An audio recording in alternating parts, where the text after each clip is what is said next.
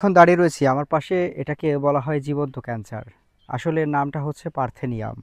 ৮০ দশকের বিভিন্ন বীজ বা বিভিন্ন যে ফসলাদিগুলা, বিভিন্ন শস্য, খাদ্যশস্য সেগুলো যখন বিদেশ থেকে আমদানি করা হতো তার সাথে করেই হচ্ছে চলে আসে বলে যতটুকু ধারণা করা হয়।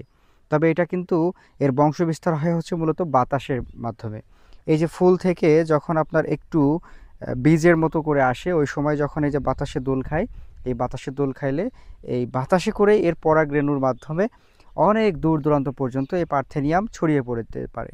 সাধারণত হচ্ছে এই পার্থেনিয়ামকে জীবন্ত ক্যান্সার বলা হয় এই কারণে এই গাছের সব কিছুতেই হচ্ছে ক্যান্সারের উপাদান পাওয়া গেছে।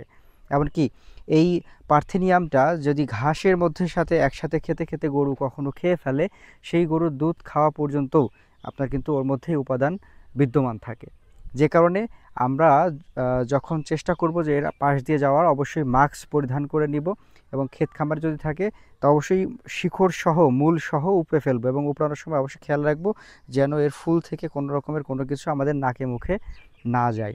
বর্তমান সময়ে আপনারা খেয়াল করবেন, আগে হয়তো এই পার্থেনিয়াম গাছ এতটা দেখা যেত না, তবে এখন রাস্তার ধারে, ক্ষেত খামারের, বন বাজারে সব জায়গাতে হচ্ছে এই পার্থেনিয়াম গাছ ব্যাপক হারে দেখা দিচ্ছে। এটা কিন্তু আমাদের মানবদেহের জন্য বেশ ক্ষতিকর এবং মানব জাতির জন্য একটি হুমকি স্বরূপ।